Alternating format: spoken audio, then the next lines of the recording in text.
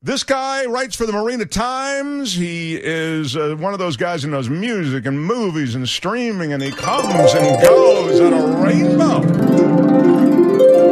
He's the culture blaster, Michael Snyder, everybody. Yeah. What up, Michael Snyder? Hey. Get ready, Trey area. Trey Lance. The Trey Lance. The big Trey Lance debut begins today. Yeah. I'm excited about it. And here on KGO, of course, it's Niners Central. And I'm not going to make any predictions about the fate of the team this year. We really don't know. But, they are loaded. They are deep. And that means on both sides of the ball, and I'm very excited. We've got all pros. We've got gamers. We've got young kids scrambling. And speaking of scrambling, come on, Trey, stay in the pocket as long as you can. So anyway, who else is feeling impatient for that other shoe to drop? Yeah, well, you hope that they stay injury-free, and you hope that he has a smooth going. I've heard that in camp it was a little choppy. Have you heard that as well? He's, getting his sea legs. And as far as legs and shoes, I meant that other shoe. I'm sitting here with one shoe for over 6 years. At noon, we're going to learn a little more. The Mar-a-Lago Trump shoe? I see. By the way, if a shoe drops in an empty-headed herd of sheep, does anyone hear it? How about a nuclear bombshell? Does that go off at all? Oh, my God. Don't ever use that word. Wow. I know. Don't talk to me that way. Will you tell us about some things that we can see this weekend, please? Yeah, absolutely. Sometimes a movie comes along that was inspired by a true story. We love that when that happens. And you almost can't believe the events depicted could have possibly happened. And that's the case with the British crime drama Rogue Agent, which is about a guy named Robert Freegard, whose whole deal, starting in the early 1990s, was to ostensibly recruit people for MI5, the English equivalent of the FBI, or for Scotland Yard. But Freegard, purportedly working undercover for MI5, was not what he seemed in more ways than one. And most of those he brought under his sway found their lives changed in startling and sometimes troubling ways. Rogue Agent follows Freegard, played in glib fashion by James Norton, from some of his early recruiting missions to his romantic relationship with a London lawyer played by Gemma Arterton, she's been in a bunch of things, and I love her. And this person might be more of a challenge to seduce than he expected. Although Rogue Agent isn't as earth-shaking or groundbreaking as some movies of its ilk, I was fascinated by Freegard's audacity and engaged by this cat and mouse between Norton and Arterton as Freegard and the lawyer. I'll ding audacity, Chris.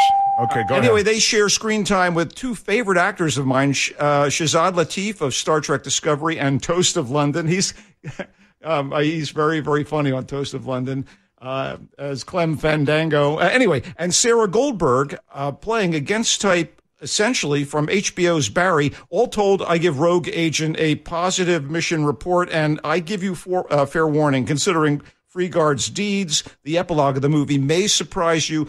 Not great, but certainly a worthwhile time to spend in front of the home tube, because this is, in addition to being in theaters, it'll be streaming on demand via Apple TV, Vudu, etc., starting today. Oh, wow, that's great. Rogue Agent. Yeah, okay. It's good. No, not the movie, but it's great that you can watch it at home. I get it. The movie is good. The movie's good, but it's Rogue Agent. You had me. That's my kind of story. Okay, but, so this must be Crime Week. In the past few weeks, we've seen really fine performances from B.J. Novak in his comedy mystery Vengeance, and Patton Oswalt in the weird, dysfunctional father-son relationship comedy I Love My Dad. Now, here comes Emily the Criminal, starring Aubrey Plaza, who, like those two guys I just praised, has a career in TV and movies that got rolling with comedic roles. But in the decidedly serious crime drama Emily the Criminal, she delivers some career best acting as the titular character.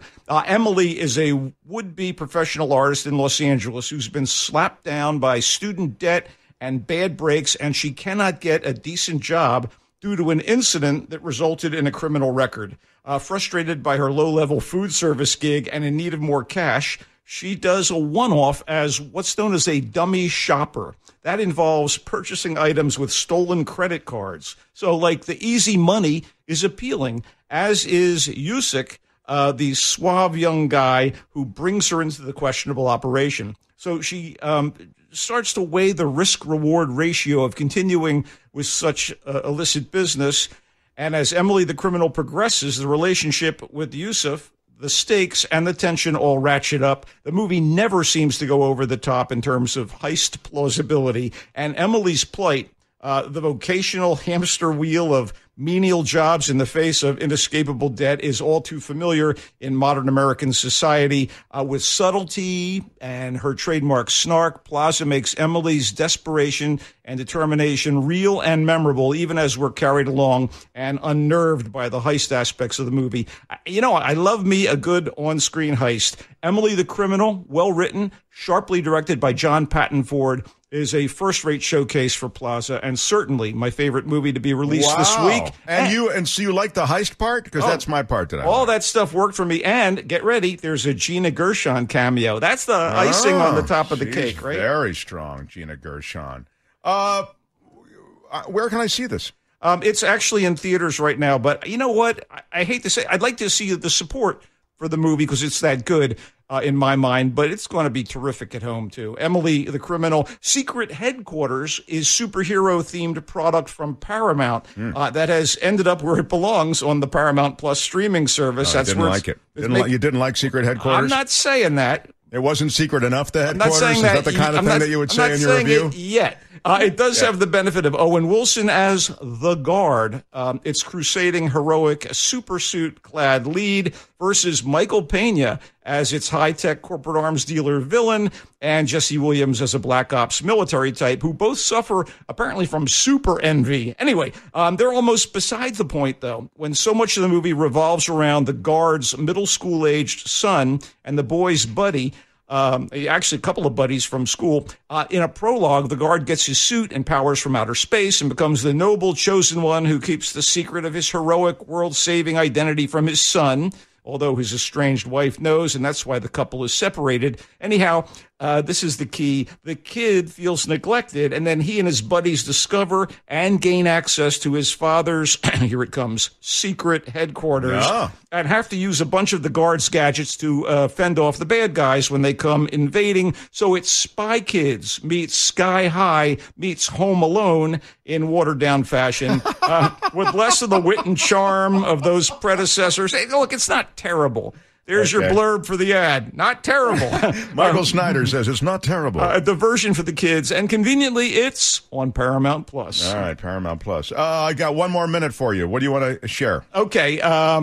If Secret Headquarters is aimed at kids, it feels like Mac and Rita is aimed at their grandparents, despite the group of game young actors who are cast in what is a flimsy but well-intentioned comedy. It seems to have been intended as a switch on Big, but instead of a prepubescent boy magically transformed into a grown man, Mac and Rita is about a nerdy, antisocial 30-year-old thrift store and antique lover, played by Elizabeth Lail, who is magically transformed into a sort of cheek 70-year-old, played by Oscar winner Diane Keaton, who has to keep up with her party-hardy girlfriends during a bachelorette road trip and then romance a nice guy neighbor who apparently has a thing for older women. Look, it's really good to see Diane Keaton getting the lead in a motion picture, considering the lack of good lead roles for actresses of a certain age and up. But you could also ask if this was the best she could come up with. And it was a slog for me, probably not the target audience for the movie.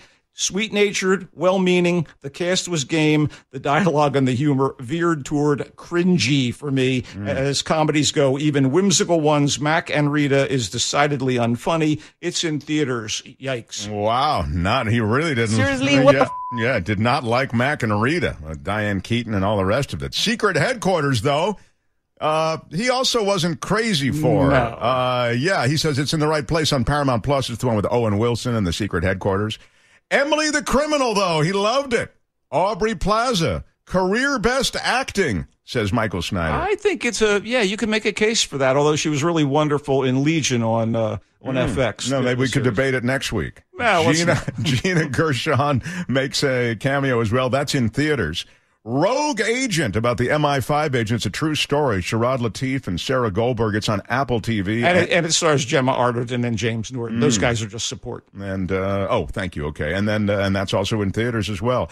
Michael, I wish we had more time. I'm excited about the Niners. I'm excited about you always. You can find Michael across social media at Culture Blaster. You can find him here with us On Fridays. I'm sorry, you had something? No, I'll be in front of my laptop all weekend watching I Am Groot on the Disney Channel. I love that stuff, man.